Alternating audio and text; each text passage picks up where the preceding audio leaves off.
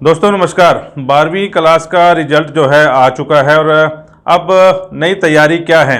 शहर में बड़े बड़े होर्डिंग जो हैं आप लोगों ने देखे होंगे और बड़ी बात यह है कि इस बार फिर से हम कैरियर फेयर आपके लिए लेकर आए हैं। पिछले दिनों हमने हाई होटल में जो कार्यक्रम किया था उसमें बड़ा अच्छा रिस्पॉन्स आप लोगों ने दिया। एजुकेशन फेयर था वो। इस बार हम लेकर आए हैं कैरियर मेला। जो कैरियर मेले में हम लोग ये बताने की, ये समझाने की कोशिश करेंगे कि बच्चा +2 के बाद क्या करे। क्योंकि कई बार अमूमन ये बात होती है कि 10th के बाद बच्चा +1 और +2 के बाद आते आते तक दिमाग में कन्फ्यूजन आ जाती है कि वो क्या करे। अच्छी अच्छी यूनिवर्सिटियां हैं लेकिन किस स्ट्रीम में जाएं, अच्छे अच्छे कोर्स हैं, कौन से कोर्स करें, आगे जाकर प्लेसमेंट की क्या दिक्कत रहने वाली है, कहाँ वो नौकरी करे। इसी को लेकर पानीपत में एक कैरियर फेयर का आयोजन किया जा रहा है। और आप लोगों को पता है वैसे पानीपत के जरिए, पानीपत लाइव के जरिए आप लोग लगातार एडवर्टीजमेंट भी देख रहे हैं कि स्काईलार्क में ये कार्यक्रम जो है होना है और करीब सुबह 10 बजे से कार्यक्रम की शुरुआत होगी। और अच्छी बात इस बार ये है कि जिन बच्चों ने 10th में या +2 में अच्छे रैंक से या अच्छे नंबरों से जो पास आउट किया है, उन्हें पानीपत के जो ग्रामीण के एमएलए हैं महिपाल ढांडा और शहरी जो मेयर हैं पानीपत की, वो आपको सम्मानित करने जा रही हैं। सम्मान क्या होगा, किस चीज़ से हम लोग सम्मानित करेंगे, वो आपके लिए सस्पेंस है, तो आप लोगों को बताएंगे। इससे पहले आपको बता दें कि एक पैनल है मेरे साथ, कुछ इंस्टीट्यूशन से जुड़े हुए मेरे लोग हैं मेरे साथ। इनसे बातचीत करते हैं। आगे और भी जितनी हमारी चर्चाएं होंगी तो आप लोगों को थोड़ा सा समझने की कोशिश होगी। आप समझ सकते होंगे कि आप किस फील्ड में जा सकते हैं। तो एक पैनल डिस्कशन मेरे साथ है, तो मैं चाहूँगा कि इंट्रोडक्शन खुद वो लोग दें। और गीता यूनिवर्सिटी से सबसे पहले प्रेरणा जी आप अपना इंट्रोडक्शन दें और बारी बारी एक बारी इंट्रोडक्शन दें, फिर हम शुरू करेंगे। नमस्कार, मेरा नाम डॉक्टर प्रेरणा है। मैं प्रोफेसर और डायरेक्टर ट्रेनिंग के रूप में काम कर रही हूँ गीता यूनिवर्सिटी और गीता इंस्टीट्यूट ऑफ लॉ में। और आज इस प्लेटफॉर्म पे क्योंकि 12th क्लास का रिज़ल्ट आ चुका है और सबके मन में बहुत सारे डाउट्स, बहुत सारे क्वेश्चंस हैं, कौन सा रास्ता सही है, क्या करना चाहिए, कैसे इस लाइन का चुनाव करें कि हम एक सक्सेस स्टोरी बन पाएँ, हमारे अंदर का छुपा हुआ अनुभव और प्रतिभा को कौन आइडेंटिफाई कर सकता है और कैसे उसको आने वाले समय के इमर्जिंग करियर से मैप किया जा सकता है। क्योंकि समय गया जब सिंपल एक डिग्री करने से आप एक सक्सेस स्टोरी बन सकते थे। क्योंकि कंपटीशन बदल रहा है, क्योंकि सिचुएशन बदल रही है, क्योंकि इंडस्ट्री की मांग बदल रही है, तो उसी के साथ साथ शिक्षा की सिस्टम को भी बदलना बहुत ज़रूरी है। इवन स्टूडेंट के एंड पे सिलेक्शन प्रोसेस को भी बदलना बहुत ज़रूरी है। तो आज इस प्लेटफॉर्म पे और आने वाले 26 तारीख को इसी पे मंथन करने के लिए कि इमर्जिंग करियर ऑप्शन क्या हैं, कॉलेज में जाएं या यूनिवर्सिटी में जाएं, कौन सा बेटर ऑप्शन है और दोनों में क्या डिफरेंस है, और कौन से इमर्जिंग करियर ऑप्शन है जिनका ज्ञान अभी बच्चों को है ही नहीं। क्योंकि अगर बच्चों की बात करें साइंस वालों की तो उनको बीटेक और एक सिंपल अगर मैं बात करूं बीएससी का पता है, नॉन मेडिकल वालों को। मेडिकल की बात करें तो बीएससी या नीट का एग्ज़ाम देके एमबीबीएस का पता है। अगर हम बात करते हैं कॉमर्स की तो उनके पास एक ऑप्शन सीए रहता है और बीकॉम रहता है, या बहुत कम बच्चे हैं जो बीबीए को, बट इसके बियॉन्ड भी बहुत कुछ है। और आर्ट्स की बात करें तो हर बच्चा जो अबव एवरेज है वो यूपीएससी को ही टारगेट करता है। तो किसी ना किसी तरीके से कंपटीशन की दौड़ वाले कोर्सेज हैं। हर कोर्स में हर बच्चा जाना चाह रहा है, ये जाने बिना कि वो उस दौड़ में दौड़ने के लिए पीटी उषा या हुसैन बोल्ट को compete कर भी पाएगा या नहीं कर पाएगा। और उस दौड़ में दौड़ने वाले पीटी उषा बहुत सारे हैं। तो इस प्लेटफॉर्म पे जो अब उभरते हुए करियर हैं, जैसे बात की जाए प्राइवेट यूनिवर्सिटीज़ की, जिसमें पानीपत में गीता यूनिवर्सिटी है आज की डेट में, तो ओपन इलेक्टिव, कोर इलेक्टिव जैसी स्पेशलाइजेशन को इंटीग्रेट किया जा रहा है नई एजुकेशन पॉलिसी के अकॉर्डिंगली। पढ़ाने के तरीके में बच्चे को क्रेडिट बेस्ड सिस्टम दिया जा रहा है, जिसमें बच्चे के पास ऑप्शन है वो किसी भी स्ट्रीम के सब्जेक्ट को ऑप्ट करके ओपन इलेक्टिव में अपने क्रेडिट बेस बना सकता है। तो ज़रूरी नहीं है कि आप ह्यूमैनिटीज़ ले चुके हैं तो आप कोई मैनेजमेंट का सब्जेक्ट नहीं ले सकते, या आप साइंस का सब्जेक्ट ले चुके हैं तो आप साइकोलॉजी नहीं पढ़ सकते। आप दो स्पेशलाइजेशन को इंटीग्रेट कर सकते हैं नई एजुकेशन पॉलिसी के अकॉर्डिंगली। और ऐसे ही हर जो एक स्पेसिफिक कोर्स था उसकी कई स्पेशलाइजेशन आ गई हैं। जैसे इंजीनियरिंग की बात करूं तो इंजीनियरिंग में artificial intelligence, machine learning, big data, data analytics जैसी, मैकाट्रॉनिक्स, रोबोटिक्स जैसी ब्रांचेज आ गई हैं जो कि एक पर्टिकुलर स्पेशलाइज्ड लाइन में बच्चे को लेके जा रही हैं। अगर मैं कॉमर्स की बात करती हूँ तो digital marketing, data analytics, business analytics, finance and technology जैसी स्पेशलाइजेशन जो कि आज की टॉप डिमांडिंग स्किल्स में है। और ऐसे ही अगर मैं आर्ट्स की बात करती हूँ तो आर्ट्स के फील्ड में अगर बच्चा यूपीएससी को तैयार कर रहा है तो इक्वली गुड लॉ के कोर्सेज हैं जिसको बीए एलएलबी या बीबीए एलएलबी के फॉर्म में हम मार्केट में बताते हैं। वो क्यों बेटर हैं? क्योंकि खाली बीए करके यूपीएससी करने में जितनी एनर्जी लगती है उससे कम एनर्जी में बच्चा एक integrated course in law with BA या बीबीए कर सकता है। अगर सीएस की बात करते हो तो उसमें बहुत बड़ा कॉम्पोनेंट लॉ का है और बीए एलएलबी के अंदर भी वो लॉ का कॉम्पोनेंट है। और यूपीएससी में भी कहीं ना कहीं ऑफिसर्स लाइक क्वालिटी जब चेक की जाती है या उनकी प्रोसेस में लॉ आता ही आता है। तो बीए एलएलबी और बीबीए एलएलबी का जो इंटीग्रेटेड कोर्स है उसको भी बच्चे ऑप्ट कर सकते हैं। ऐसी बहुत सारी स्पेशलाइजेशन है और समय आ गया है ये डिसाइड करने का कि कौन सा प्लेटफॉर्म उनके लिए बेस्ट है, क्योंकि एडमिशन प्रोसेस सब जगह शुरू हो चुका है। तो इस माध्यम पे, इस प्लेटफॉर्म पे आज इस प्रोग्राम में हम कोशिश करेंगे कि बच्चों की इन सब डाउट्स के ऊपर अपने विचार अभिव्यक्त करें। और आज का समय है इंडस्ट्री इंटीग्रेशन का।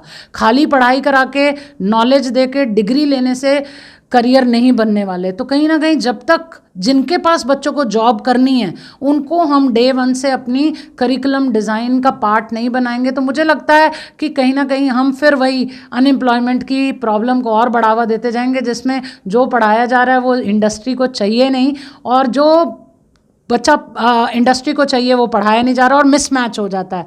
तो इन्हीं प्रॉब्लम्स को सॉर्ट आउट करने के लिए आज के समय में नई यूनिवर्सिटीज़, प्राइवेट यूनिवर्सिटीज़ आ रही हैं जो स्टेट गवर्नमेंट बहुत बढ़ावा दे रही है और इन यूनिवर्सिटीज़ के प्लेटफॉर्म पे टाई अप किए जा रहे हैं, एमओयू साइन किए जा रहे हैं। जैसे मैं अगर गीता यूनिवर्सिटी की बात करूँ तो अभी हमने रिसेंटली टाइम ग्रुप के साथ कोलैबोरेट किया जिसमें बच्चों को कैट की प्रिपरेशन साथ साथ कराई जाएगी पढ़ाई के साथ साथ। ऐसे ही उन बच्चों को आने वाले समय में बैंक पीओ की तैयारी साथ साथ कराई जाएगी जिसके लिए वो इधर उधर पढ़ाई के अलावा भागते हैं। अगर मैं बात करूं कोड कोशेंट जैसी कंपनी या सनस्टोन होगी या अभी आई नर्चर जैसे प्लेटफॉर्म है जो इंडस्ट्री की पढ़ाई को अपने करिकुलम में बना के इंडस्ट्री ओरिएंटेड ट्रेनर से बच्चों को ट्रेन कराते हैं, तो ऐसे एमओयू गीता यूनिवर्सिटी के प्लेटफॉर्म पे किए गए हैं। और अभी रिसेंटली पहली बार पूरे नॉर्थ इंडिया में अंबाला से लेकर सोनीपत तक गीता इंस्टीट्यूट ऑफ लॉ में एक एमओयू साइन हुआ है। कंपनी का नाम रेजिलेंस है, चंडीगढ़ की एकेडमी है जो कि बच्चों को जुडिशरी की प्रिपरेशन कराती है जो अभी तक पूरी बेल्ट पे कहीं नहीं है। तो ये इनिशिएटिव हम लोगों ने इसीलिए लिया है क्योंकि बहुत सारे बच्चों में काबिलियत है जज बनने की, पर क्योंकि वो कोचिंग दिल्ली में या चंडीगढ़ में दी जाती है तो प्लेटफॉर्म नहीं मिल पाता। अब हम कारागार करा रहे हैं आने वाले सेशन में, इसी सेमेस्टर में, कि बच्चे अपनी जज बनने की इच्छा को भी पानीपत में रहकर ही पूरा कर पाएंगे। हफ्ते में 3 दिन ट्रेनिंग की जाएगी बच्चों की और बड़ा आत्मविश्वास है क्योंकि पहले भी हमारे कुछ बच्चे जुडिशरी लेवल तक पहुँचे हैं तो आने वाले समय में और अच्छे से कारागार कर पाएंगे। I think over in this discussion और बातें भी साझा करते हैं। पानीपत से अच्छे पैकेज में फेसबुक पे कोई गया है, कोई गूगल पे गया है, कोई ट्विटर पे गया है, तो पानीपत पहले क्या है कि बेंगलोर जाओ, दिल्ली जाओ, हिमाचल में जाओ, वहाँ कोर्स हो रहे हैं। अब ये चीज़ें मैं आपसे बाद में डिस्कशन करूँगा, पहले प्रियंका मैम से करता हूँ। आप थोड़ा इंट्रोडक्शन दें और क्या करवा रहे हैं पहले ये दर्शकों को बताएं। नमस्कार, मेरा नाम प्रियंका है और मैं प्रोफेशन से एक इन्वेस्टमेंट एडवाइज़र हूँ। हम लोग यहाँ पर बेसिकली जैसे मैम ने बताया कि 12वीं के बाद बच्चे क्या करें, उनको बहुत कन्फ्यूज़न होता है। तो हम लोग एकेडमिक स्टडीज़ के साथ, क्योंकि एकेडमिक स्टडीज़ तो हम लोग स्टूडेंट्स जो हैं वो नॉर्मली कर लेते हैं, बट एकेडमिक स्टडीज़ करने के बाद भी जॉब का चैलेंज रहता है। तो हम लोग शेयर मार्केट का एक इंस्टीट्यूट है जो कि शेयर मार्केट के कोर्सेज देते हैं, जहाँ पर हम लोग एक इंडस्ट्री ट्रेनिंग साथ के साथ करवाते हैं और साथ में ही उनको उन इंस्टीट्यूट से ज्वाइन करवाते हैं जहाँ पर जॉब्स उन्हें मिल जाती हैं इजीली। और हम लोग गाइड करते हैं बच्चों को कि कौन से इंस्टीट्यूट के साथ ज्वाइन कर कर आपको इस टाइप के कोर्सेज करने चाहिए। बेसिकली हम लोग जो सेबी का इंस्टीट्यूट है, NISM, national institute of securities market, उनके एग्ज़ाम्स की कोचिंग देते हैं और बच्चे को इस तरीके से प्रोफेशनल बनाते हैं ताकि उसको जॉब का चैलेंज ना रहे। ऊपर सर थोड़ा सा इंट्रोडक्शन दिए और थोड़ा सा बताएं क्या करवा रहे हैं पानीपत में। नमस्कार सर, मैं CS देवेश उपल, chairman Panipat branch of institute of company secretaries of India. Basically जैसे कि दोनों पैनलिस्ट ने बताया है कि +2 के बाद क्या चैलेंजेस हैं स्टूडेंट के साथ, सेम वही हमारा भी मेन मोटिव ये है कि जो +2 के बाद स्टूडेंट को चैलेंज आ रहे हैं उसको हम किस तरीके से रिड्यूस कर सकते हैं। और वो रिडक्शन हो सकती है जब अंडर वन रूफ हम सभी इंस्टीट्यूट्स आके बच्चों को एक रूफ के अंदर हम गाइडेंस कर सके।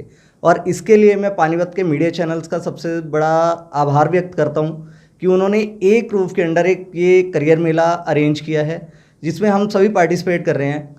और उसी के अंदर हम ये जो कन्फ्यूज़न है ये दूर करने जा रहे हैं कि +2 के बाद या जो बच्चे ग्रेजुएशन कर रहे हैं या जो कर चुके हैं उनके लिए क्या अपॉर्चुनिटीज़ है आगे। मैं आपको अगर बात करता हूँ CS की, तो CS एक ऐसा प्रोफेशन है जिसमें आपके लिए सिर्फ जॉब ही नहीं, अपना एक खुद का बिजनेस खड़ा करने की भी पावर होती है। ज़रूरी नहीं है कि आपको CS करके एक जॉब ही मिलेगी। CS करने के बाद आप कल को अपनी प्रैक्टिस भी सेटअप कर सकते हैं, आप बहुत अच्छा एक प्रोफेशन रन कर सकते हैं। आज आपकी सिटीज़ में भी कोई ना कोई ऐसे CS या ऐसे प्रोफेशनल ज़रूर होंगे जिन्होंने अपने ऑफिसेज ओपन किए हुए हैं। ज़रूरी नहीं है कि वो जॉब्स करें, बट जॉब्स में अगर आपको मिलती है तो एज ए KMP, द की managerial person of the company, जिनकी पावर्स बोर्ड ऑफ डायरेक्टर्स के साथ बैठने की होती है। तो जो ये CS कोर्स है ये कोई प्राइवेट कोचिंग नहीं है, ना ही कोई प्राइवेट इंस्टीट्यूट है, it's an government institute. Parliament act से इसे पासिंग मिली हुई है। Second, ministry of corporate affairs इसको हैंडल करती है, जो कि एक गवर्नमेंट अप्रूव्ड इंस्टीट्यूट मैं कहूँगा। और इसकी ऑल ओवर इंडिया में 72+ ब्रांचेज हैं, 5 ओवरसीज़ ब्रांचेज हैं। UK, कनाडा, सिंगापुर, ऑस्ट्रेलिया जैसी ब्रांचेस में भी हमारे यहाँ पर है। उसके लिए कुछ भी नहीं है, सिंपली आपको यहाँ से मेंबरशिप क्लियर करके वहाँ के एग्ज़ाम्स देने हैं और आपके पास वहाँ की मेंबरशिप भी अरेंज हो जाएगी आपके पास। और आप यहाँ से जिन बच्चों का सपना है फ़ॉरेन जाके सेटल होने का, वो सपना भी वो अपना पूरा कर सकते हैं। बिल्कुल। स्काईलार्क, हिमांशु सर से बात करेंगे। स्काईलार्क में सुबह 10 से शाम 6 बजे तक ये मेला रहने वाला है। और CA करना चाहते हो, नर्सिंग में जाना चाहते हो, शेयर मार्केट में कुछ करना चाहते हो, फैशन डिज़ाइनिंग में कुछ करना चाहते हो, बहुत बड़ी बड़ी अकेडमियाँ जो हैं इस बार हम इस मेले में लेकर आ रहे हैं। और 26 मई कुछ ही दिन रह गए हैं। उस इंटरव्यू को आप जरूर सुनिए क्योंकि आपके काम का होने वाला है। ये जो पूरा पैनल हम लोगों ने बुलाया है, आपके काम की चीज़ें हैं। और भी पैनलिस्ट जो है हम लोग बुलाएंगे। हिमांशु जी, आपसे बात करते हैं। CA के ऊपर जो बात चल रही है, हम लोग डिस्कशन शुरू कर देते हैं आपसे। CA के ऊपर जो बात चल रही है कि अभी बच्चे डर रहे हैं, आपके पास भी आते होंगे जो बच्चों के गार्जियन हैं, कहीं ना कहीं डर बैठा है कि बच्चे CA नहीं कर सकते। क्या थोड़ा सा अपना इंट्रोडक्शन देकर वो बात शुरू करें। नमस्कार, मैं CA Himanshu Grover, founder and director of ICP शिक्षा। देखिए, हम ICP शिक्षा में पिछले 13 सालों से CA और CS की कोचिंग प्रोवाइड करते हैं। और जैसा कि सर ने पूछा कि CA में और CS में, इनफैक्ट सर दोनों में ही, खासकर CA में पेरेंट्स का डर रहता है कि CA बहुत ही डिफ़िकल्ट कोर्स है, जबकि ऐसा नहीं है। सर क्या होता था कि पुराने टाइम में ना तो बच्चों को गाइडेंस अवेलेबल होती थी, ना ही कोचिंग अवेलेबल होती थी, तो रिज़ल्ट उस समय कुछ ज़्यादा ही ख़राब आते थे। ऐसा नहीं है कि अभी मैं कहूँ कि ग्रेजुएशन की तरह जो है इसका रिज़ल्ट उतना रहता है। ग्रेजुएशन से डिफ़िकल्ट हैं थोड़े ये कोर्सेज़, बट क्या है कि अगर बच्चा डेडिकेशन से पढ़े तो बड़े आराम से क्लियर कर सकता है। ज़रूरत है तो एक बढ़िया सी गाइडेंस की। देखिए, हमारे यहाँ पर पार्लियामेंट्री अप्रूव 3 ही कोर्स हैं, CA, CS और CMA। तीनों ही गवर्नमेंट से अप्रूव्ड हैं और मिनिस्ट्री ऑफ कॉर्पोरेट अफेयर्स के अंडर आते हैं। और तीनों का ही बहुत अच्छा स्कोप है। कई बार लोग मार्केट में कहते हैं कि CA बहुत सारे हो गए हैं, CS बहुत सारे हो गए हैं। ऐसा नहीं है। आप आज भी देखेंगे कि मार्केट में और खासकर इंडस्ट्री में CA, CS की बहुत ही ज़्यादा डिमांड है। और फाइनेंस सेक्टर में आप देखेंगे CA की, और आप कॉर्पोरेट सेक्टर में देखेंगे तो कंपनी सेक्रेटरी की बहुत अच्छी डिमांड है और आगे भी रहेगी। अब ये लोगों ने जो मिथ बना रखा है कि बहुत डिफ़िकल्ट है, बहुत डिफ़िकल्ट है, ऐसा नहीं है। मतलब हमारे पास पेरेंट्स आते हैं, कहते हैं कि जी बच्चे को 18 घंटे पढ़ना पड़ता है, तो हमारा क्वेश्चन यही होता है उनसे कि अगर बच्चा 24 में से 18 घंटे पढ़ेगा तो बाकी काम कैसे करेगा। ये पुराने लोगों ने मिथ फैला रखे कि 18 घंटे पढ़ना पड़ता है, ऐसा नहीं होता। बेसिकली आपको प्रोफेशनल कोर्स करना है तो आपको क्या चाहिए, रेगुलरिटी, डिसिप्लिन और डेडिकेशन। आप अगर डेली का डेली अपना काम कर रहे हैं तो आप कर सकते हैं। इनफैक्ट हम कई स्टूडेंट्स को देखते हैं जो CA CS दोनों ही साथ में कर लेते हैं। जैसे मैम बता रहे थे, CS के साथ LLB का कम्बिनेशन बन जाता है, CA के साथ CS का कम्बिनेशन बन जाता है। तो बहुत सारे ऑप्शन हैं। और जैसा कि सर ने भी बताया, ऐसा नहीं है कि आपने सीए कर ली, सीएस कर ली तो आपने नौकरी ही करनी है। आप अपना प्रैक्टिस का ऑफिस भी ओपन कर सकते हैं। और हमारे इंस्टीट्यूट्स के सीए, सीएस, सीएमए तीनों के ही बहुत सारी कंट्रीज़ के साथ टाई अप हैं। जैसे फॉर एग्जांपल कनाडा का इंस्टीट्यूट, अगर आपने सीए कर रखी है तो आपको 2-3 एग्जाम देने और कनाडा का भी सीपीए की मेंबरशिप आप ले सकते हैं और वहाँ पर जाकर भी आप प्रैक्टिस कर सकते हैं। तो अपॉर्चुनिटीज़ खाली आपके लिए इंडिया में नहीं है, आप इंडिया से बाहर जाकर भी काम कर सकते हो अगर आप प्रोफेशनल कोर्सेज करते हैं तो। अच्छा, इंडिया में रह के बच्चा कितने कमा सकता है आपके सीए बनने के बाद? सर देखिए, सीए बनने के बाद अगर मैं बात करूं, अगर आप एनसीआर में जॉब के लिए जाते हैं तो हमारा जो एक्सपीरियंस कहता है कि आप स्टार्टिंग पर मंथ का 1 लाख के अराउंड शुरू हो जाता है। इवन पानीपत जैसे शहर में भी जो वेल एस्टेब्लिश सीए हैं वो अपने ऑफिस में 50-60,000 फ्रेशर सीए को पे कर रहे हैं। पानीपत जैसे शहर में भी इंडस्ट्री हमारे यहाँ बहुत अच्छी है, इंडस्ट्री में भी 50-60,000 पर मंथ से स्टार्ट हो जाते हैं पानीपत जैसे शहर में। आप एनसीआर में जाते हैं, दिल्ली वगैरह जाते हैं तो वहाँ बहुत ज़्यादा अपॉर्चुनिटी है। सीए बनने के लिए पहले 10th से तैयारी शुरू करनी पड़ती है? नहीं सर, नहीं। देखिए, सीए बनने के लिए मिनिमम रिक्वायरमेंट है +2। बट होता क्या है कि अगर बच्चे ने 11वीं क्लास में कॉमर्स ले रखी है तो उसको उसके बेस का बेनिफिट मिलेगा। बट जरूरी नहीं है, हमारे पास कई बच्चे मेडिकल करके, नॉन मेडिकल करके सीए करने आते हैं और वो भी बहुत अच्छे से करते हैं। मगर 11th क्लास में अगर कॉमर्स है, देखिए मैम ने बताया कि अपॉर्चुनिटीज तो बहुत हैं, बट देखिए आज भी हम देखें तो सीए का ड्रीम, कॉमर्स का ड्रीम करियर तो देखिए सीए ही है। मैं नहीं मानता कि इससे बड़ा कोई ऑप्शन है। बट क्या कि वही बात है, हर बच्चे के लिए भी नहीं बना होता। ये बच्चों को समझना है अपनी कैपेबिलिटी की, क्या क्या कोर्सेज वो कर सकते हैं। अब आपने एक ही मंच पर इतने सारे ऑप्शंस प्रोवाइड किए हैं तो शायद बच्चे के डाउट्स क्लियर होंगे। बट ये मिथ की सीए डिफ़िकल्ट है। अच्छा, एक मिथ ये भी है कि सीए करने के लिए सिर्फ बाहर जाना पड़ता है, हमारे यहाँ कोचिंग अवेलेबल नहीं है। ऐसा नहीं है, हम पिछले 13 ईयर्स से हैं। आप आइए, हम आपको रिजल्ट भी दिखा सकते हैं कितने सारे सीएस हमारे यहाँ दोनों यहाँ से क्लियर हुए हैं। तो ये कुछ लोगों ने वही बना रखा है कि जिसने अपने ज़माने में दिल्ली से पढ़ा था उनको लगता है कि आज की डेट में भी कोचिंग अवेलेबल नहीं है। ऐसा नहीं है, ज़माना बदल चुका है, अब हर जगह पर हर एक फैसिलिटी अवेलेबल है। मैम आपसे बात करूँगा, गीता यूनिवर्सिटी दूसरा साल है मेरे ख्याल? हाँ जी, दूसरा साल है। क्या नए कोर्स लेकर आ रहे हो बच्चों के लिए? अब ये चीज़ तो, ये मिथ तो जैसा सर बता रहे थे ये तो ख़त्म ही हो गया कि अब तो पानीपत में सब चीज़ें हैं। ऐसा है कि अब गीता यूनिवर्सिटी में सब कुछ है, हम लोग बाहर ना जाएं। और आप लोगों की तो अच्छी बात है कि बच्चा नर्सरी में डालें और अपना जो है प्लेवे से लेकर पीएचडी तक का सारा प्लेटफॉर्म हमारे पास है। अभी रिसेंट नए कोर्सेज़ की बात की जाए तो फॉरेंसिक साइंस में बीएससी आपने सुना होगा, आसपास कहीं नहीं है। गीता यूनिवर्सिटी में पिछले साल से शुरू हो चुकी है और अभी एक इंटरनेशनल कॉन्फ्रेंस भी हुई है जिसमें मेरे ख्याल से 6 से 7 कंट्रीज़ के डेलीगेट्स आए हुए थे। शायद आपने भी वो कैप्चर किया हुआ है इवेंट। तो फॉरेंसिक साइंस का एक उभरता हुआ कोर्स है। उसके बाद second food nutrition and dietetics, क्योंकि आजकल की जनरेशन बहुत अवेयर होती जा रही है।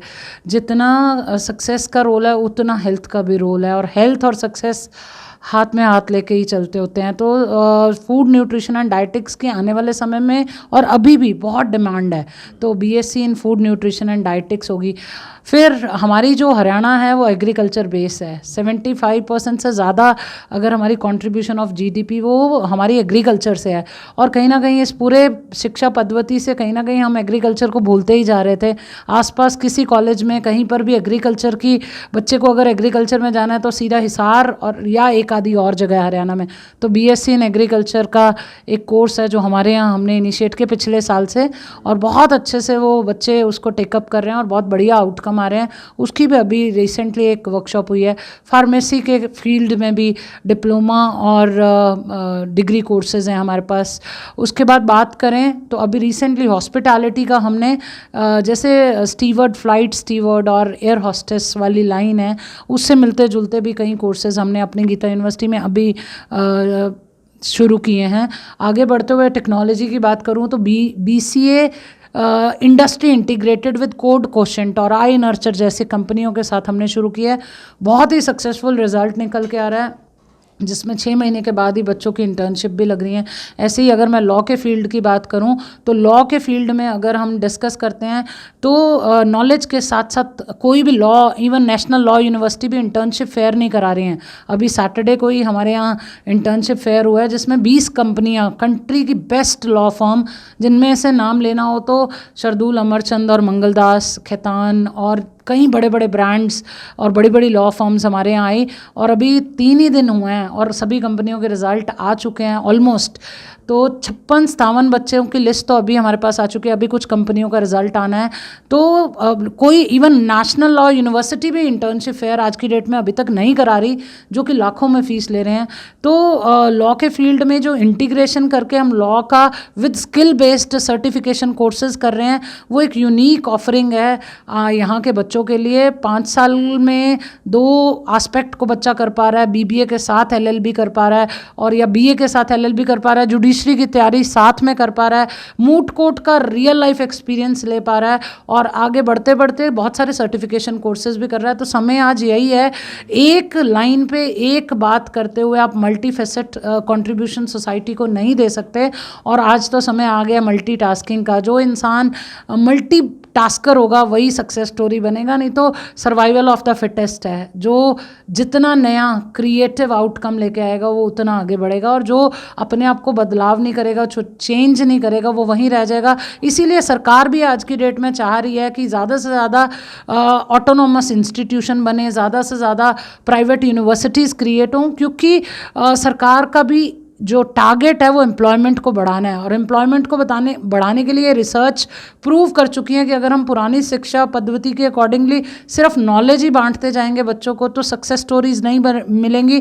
और जैसे आप बहुत हार्ट बर्निंग डेटा है कि अगर हम अपने यहाँ के देश की अनएम्प्लॉयमेंट को स्टडी करते हैं, तो एजुकेटेड लोगों की अनएम्प्लॉयमेंट की रेशो बहुत ज़्यादा है। पढ़ भी रहे हैं और फिर भी अनएम्प्लॉयड हैं, तो कितनी बड़ी दुविधा की बात है। और सरकार के ऊपर भी बहुत प्रेशर है इस चीज़ का। इन्हीं चीज़ों को कम करने के लिए प्राइवेट यूनिवर्सिटी के कॉन्सेप्ट आ रहे हैं, सरकार बढ़ावा दे रही है, और प्राइवेट यूनिवर्सिटीज़ भी कुछ ऐसा नया कर रही हैं ताकि बच्चों को लग पाए कि हमारा करियर एक सही हाथों में है। और लॉ के फील्ड में भी बहुत अच्छी अपॉर्चुनिटीज़ हैं। और अगर मैनेजमेंट की बात करें तो बीबीए या बीकॉम खाली करने से काम नहीं होने वाला। Digital marketing, data analytics, finance and technology जैसे प्लेटफॉर्म को, एआई को, डेटा एनालिटिक्स को अपनी पढ़ाई के साथ लेते हुए चलना पड़ेगा।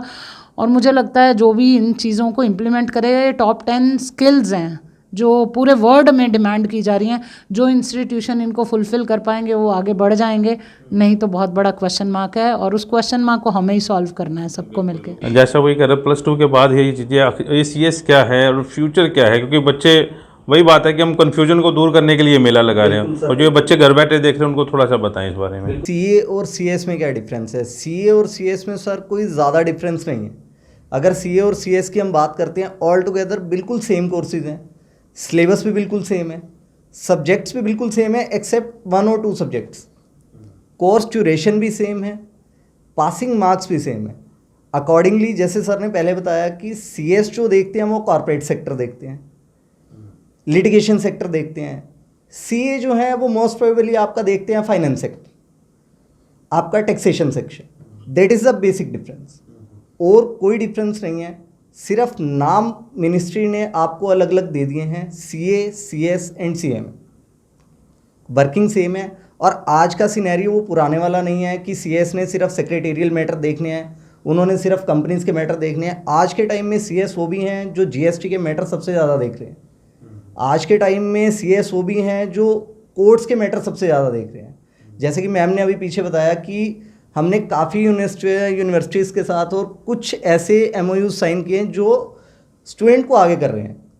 तो मैं भी एक बात उसी में ऐड अप करना चाहूँगा। हमारे भी MOUs काफ़ी ऐसे होते हैं, और institute of company secretaries of India जो कि एक पोस्ट ग्रेजुएशन की डिग्री मान्य हो चुकी है बाय UGC। अब आपको MCOM या MSc या MA करने की रिक्वायरमेंट नहीं है। अगर आपने CS कर ली है तो वो आपकी as a post graduation degree मान्य होगी। और उसके बाद अगर आप जिस यूनिवर्सिटी के साथ हमारा MOU है वहाँ पे आप डायरेक्ट PhD के लिए आप एडमिशन ले सकते हो। आपको सेपरेट वो MCOM करने की रिक्वायरमेंट नहीं है, डायरेक्टली आपका PhD में एडमिशन होगा और आप डॉक्टरेट के लिए एलिजिबल हो सकते हो उसके अंदर। That is the main benefit. और दूसरा मेन बेनिफिट इसके अंदर क्या है कि +2 के बाद जो बच्चा ज्वाइन करता है उसके लिए दूसरा बेनिफिट ये हो जाता है कि BCom की स्टडी उसे सेपरेट नहीं करनी पड़ती, क्योंकि जो एडवांस लेवल वो BCom में पढ़ना है उसने वो ऑलरेडी CS के अंदर वो कवर कर चुका होता है।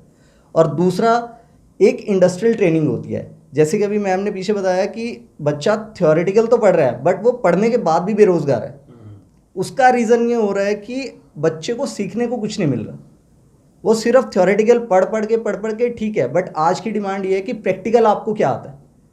वो प्रैक्टिकल ट्रेनिंग भी हमारा इंस्टीट्यूट पूरी प्रोवाइड करवाता है, टाइम टू टाइम, वो 15 डेज़ की, 21 मंथ्स की या 1 ईयर की वो प्रॉपर ट्रेनिंग है, जो कि इंडस्ट्रियल ट्रेनिंग भी है और मैनेजमेंट ट्रेनिंग भी है। वो दोनों ट्रेनिंग आपको प्रोवाइड करवाते हैं ताकि आप मार्केट में जब लॉन्च होने जाओगे तो आपको एक प्रॉपर CS की डिग्री तो मिलेगी, बट आपको एक प्रैक्टिकल सिनेरियो भी मिलेगा जिसके अंदर आप वर्किंग करना स्टार्ट करो। अच्छा, इसमें सैलरी वैलरी का वही जो CA में है? बिल्कुल सर, सैलरी का कोई बार्गेन नहीं है कि आपको 20,000 मिलेगी या 30,000 मिलेगी, दैट इज़ अ बेसिक।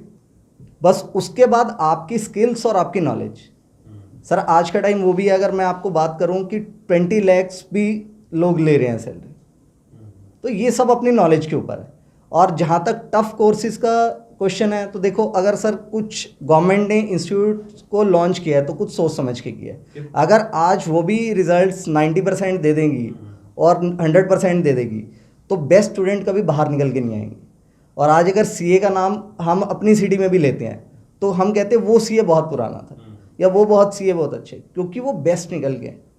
और बेस्ट निकलने का मीन्स यही है कि आपने कड़ी मेहनत और कड़ी लगन के साथ उस चीज़ को किया है और उस चीज़ को समझा है, क्योंकि ये कोई थ्योरेटिकल कोर्सेज नहीं है, that is a practical course. और प्रैक्टिकल कोर्सेज करके ही आपको मार्केट में उसकी इम्प्लीमेंटेशन देनी है। क्योंकि आज का टाइम हमारा जो कोर्स है वो सिर्फ ये नहीं है कि आपको पढ़ना है और काम करना है एक कैबिन में बैठ के। हमें तो डिपार्टमेंट से भी डीलिंग्स करनी है, हमें इनकम टैक्स डिपार्टमेंट से भी करनी है, हमें मिनिस्ट्री से भी करनी है, हमें रजिस्ट्रार ऑफ कंपनी से भी करनी है, और सब IAS लेवल के ऑफिसर्स होते हैं और उनके साथ बात करना, बैठना उठना, तो ये चीज़ नॉर्मल नहीं। इसी चीज़ के लिए हमारा मिनिस्ट्री ऑफ जो कॉर्पोरेट अफेयर्स है उससे डायरेक्ट लिंकेज इसीलिए बनाया गया कि हम एक ब्रिज की तरह काम करते हैं उन दोनों के बीच में, कि क्लाइंट्स और मिनिस्ट्री उनके बीच में हम एक ब्रिज हैं। और मैं एक आज आपको छोटी सी बात ये भी करना चाहूँगा कि अगर गीता यूनिवर्सिटी ने PhD, मैम ने बोला कि प्लेवे से लेके PhD तक, तो अगर PhD अगर यहाँ पर अवेलेबल है तो हम भी एक गीता यूनिवर्सिटी के साथ एक MOU करना चाहेंगे, जिसमें कि मिनिस्ट्री ऑफ कॉर्पोरेट अफेयर्स ने जो हमें अपॉर्चुनिटी दिया है, तो इंस्टीट्यूट ऑफ कंपनी सेक्रेटरीज ने जो अपॉर्चुनिटी दी वो हम पानीपत में रह के ही कवर कर सके। क्योंकि अभी तक हमारी टॉप मोस्ट यूनिवर्सिटीज़ के साथ MOUs हो चुके हैं, जिसमें से गीता यूनिवर्सिटी का भी अब यूनिवर्सिटी का रूप ले लिया इसने, तो हम उनके साथ भी ये MOU करना चाहेंगे और PhD का लेवल आगे बढ़ाना चाहिए। चलिए, ये तो बहुत बढ़िया बात है। सर कुछ कहना चाह रहे हैं एक बार? सर जैसे CS का सर ने बताया, सेम CA का भी CA भी इक्विवेलेंट टू जो है पोस्ट ग्रेजुएशन है। तो हमारे भी काफ़ी यूनिवर्सिटी के साथ जो है MOUs हैं। तो सेम वही बात सर वाली, अगर गीता यूनिवर्सिटी करे तो पहले हम खुद भी PhD कर लेंगे। तो पानीपत में इतने CA नहीं, मैं पर्सनली 15-20 CA को जानता हूँ अपने कुल, जो कि करना चाहते हैं PhD, बट क्या यूनिवर्सिटीज़ बाहर की हैं तो हमारे पास समय का थोड़ा अभाव रहता है। अगर पानीपत में ही ये कर लेते हैं तो इससे बेस्ट कोई बात ही नहीं है। और सेम वही सर, जैसे सर ने बताया, CA और CS का सबका मिनिस्ट्री ऑफ कॉर्पोरेट अफेयर्स के थ्रू होता है। इवन हमारा सिलेबस जो सर चेंज होता है वो भी जो है पार्लियामेंट में अप्रूव होके होता है। तो ये कोर्सेज गवर्नमेंट ने बनाए इसी तरीके से हैं, जहाँ पे हमें इनकम टैक्स GST सबसे डील करना होता है। तो वही बात है, मैं दोबारा कहना चाहूँगा कि थोड़े से डिफिकल्ट हैं मगर इतने डिफिकल्ट नहीं है आज के टाइम में। तो नहीं, हो जाएगा सर, हो जाएगा, बाद में मज़ा भी आएगा बच्चे को। एक बार स्ट्रगल है, उसके बाद तो देखिए करियर सेट है बच्चे का, ऐसी बात नहीं है।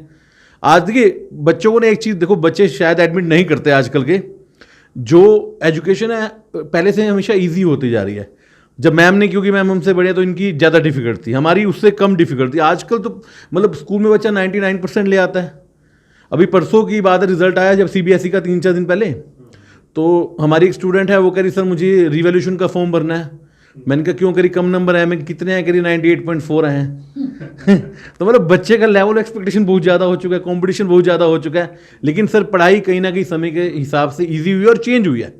मतलब हम वही पढ़ा रहे हैं जो जरूरी है, जो जरूरी और प्रैक्टिकल सिनेरियो के साथ पढ़ा रहे हैं बच्चे को, खाली थ्योरेटिकल नहीं पढ़ाया जा रहा। मैं लास्ट में प्रियंका मैम के पास जाऊंगा। मैं जब हर तीसरे चौथे आदमी के साथ बात करता हूँ, भाई पैसा कमाया है, क्या कर रहा है और कहाँ से कमा रहा है, कहता है शेयर मार्केट में कर रखा है। थोड़ा शेयर मार्केट के बारे में बताएं भी, कैसे कर सकते हैं और कैसे इन्वेस्ट होगा, क्या उसमें कमा सकते हैं, थोड़ा सा ये डाउट क्लियर करें। सर देखिए, हमारी जो इंडिया की इकोनॉमी है वो भी बहुत ग्रोइंग स्टेज पे, अगर हम कंपेयर करें यूएस से। तकरीबन 3.7 ट्रिलियन डॉलर्स की इकोनॉमी है हमारी। तो हमारे पास बहुत स्कोप है कि पैसा इन्वेस्ट करना, क्योंकि हम जैसे ग्रो कर रहे हैं तो हमारे कंट्री में पैसा आ रहा है, हर किसी के पास पैसा है। लेकिन अभी मेरी हिमांशु सर से भी थोड़ी देर पहले बात हो रही थी कि पैसा इन्वेस्ट कहाँ करना है किसी को ये नहीं पता। तो बेसिकली हम लोग वही चैम्पियंस बना रहे हैं जो आपको एडवाइस कर सके। इन्वेस्टमेंट मैनेजर्स आप कह लीजिए, पोर्टफोलियो मैनेजर्स कह लीजिए, रिसर्च एनालिस्ट कह लीजिए, जो लोगों को इवन खुद के लिए भी इन्वेस्टमेंट का मैनेजमेंट, जो हमारा मेन चैलेंज रहता है कि इन्वेस्टमेंट की मैनेजमेंट कैसे करनी है, हम लोग वो कोर्सेज करवाते हैं। जो हमारा इंस्टीट्यूट है वो NISM, जो सेबी का रजिस्टर्ड इंस्टीट्यूट है, जैसे मैंने पहले बताया, national institute of securities market, वहाँ के जो रजिस्टर्ड कोर्सेज़ हैं उसके साथ हम डिप्लोमा कोर्सेज़ कराते हैं। साथ के साथ हम लोग प्लेसमेंट गारंटी देते हैं कि हम बच्चे की जॉब लगवाएंगे, क्योंकि मेन चैलेंज सर पढ़ाई का नहीं, मेन चैलेंज जॉब का आता है कि इतना कुछ करने के बाद भी जॉब नहीं मिलती है मार्केट में।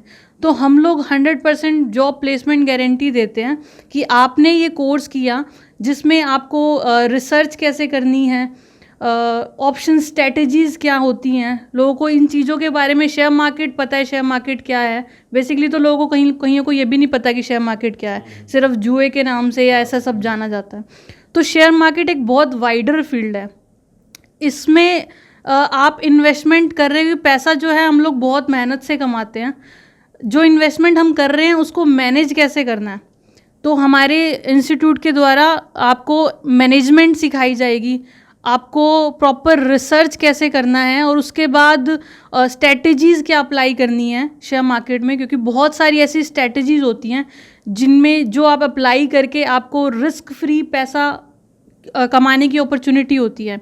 तो ये स्ट्रैटेजीज़ हम अप्लाई करके आपको अच्छे से गाइड करते हैं, आपके एग्ज़ाम्स क्लियर होते हैं।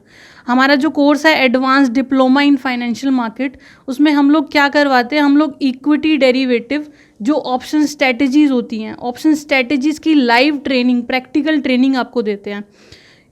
उसके साथ साथ हम लोग कमोडिटी डेरिवेटिव और रिसर्च एनालिस्ट, जो आपको रिसर्च करने के लिए मार्क चाहिए होता है गवर्नमेंट का, रिसर्च एनालिस्ट, उसका सर्टिफिकेशन करवाते हैं। इन्वेस्टमेंट एडवाइज़र का, आप खुद की बिजनेस फर्म खोल सकते हैं। जैसे कि आप CA भी हैं तो CA के साथ साथ अगर आप RIA का मार्क लें, रजिस्टर्ड इन्वेस्टमेंट एडवाइज़र का, उसके 2 एग्ज़ाम्स होते हैं, लेवल 1 लेवल 2। अगर आप वो मार्क लें तो आप लोगों को गाइड कर सकते हैं कि आप इन्वेस्टमेंट एडवाइस कर सकते हैं, एडवाइजरी कर सकते हैं, उनका पैसा मैनेज करने के साथ साथ इन्वेस्टमेंट रिसर्च टिप्स भी दे सकते हैं। तो वो सब हम लोग प्रिपेयर करवाते हैं। और उसके साथ साथ अगर आपको अपना बिजनेस नहीं करना है तो हम लोग जो जॉब का चैलेंज रहता है उसको हम कंप्लीट करते हैं, हम लोग जॉब प्लेसमेंट गारंटी भी देते हैं। चलिए, ऐसे ही महानुभाव जो हैं हमें मिलने वाले हैं 26 मई को। याद रखिए, तारीख लिख कर रखिए और हम लोग समय समय पर आपको याद भी करवाते रहेंगे। शुक्रवार को आप कहीं ना जाएं, सुबह 10 से लेकर 5 बजे तक, ज़्यादा से ज़्यादा 6 बजे तक हम उस कार्यक्रम को रखेंगे और ऐसे ऐसे महानुभाव आपको मिलेंगे। जिस जॉब में आप जाना चाहते हैं, जो कोर्स करना चाहते हैं, वो आपको लाइव बताएंगे। आप लोग उनसे डिस्कशन कर सकते हैं, अपना मैटर डिस्कस कर सकते हैं, अपने और भी जितने दोस्त हैं उनको भी लेकर आएँ, मौके पर लेकर आएँ और अपनी बातचीत जो है रखें। और उम्मीद करता हूं कि इस पैनलिस्ट को आप जो अपना हमारा पैनल डिस्कशन हुई है इनको शेयर करेंगे और मोटिवेट करेंगे। आप जितने भी आसपास के जो भी +2 क्लियर करके गए हैं उन्हें भी मोटिवेट करेंगे कि आप आइए, उस मेले में आइए, तो देखिए इस बार नया क्या है, +2 के बाद कहाँ जाना चाह रहे हैं। तो जुड़े रहिए आप हमारे साथ, पल पल की अपडेट हम आप लोगों को दिखाते रहेंगे। नमस्कार।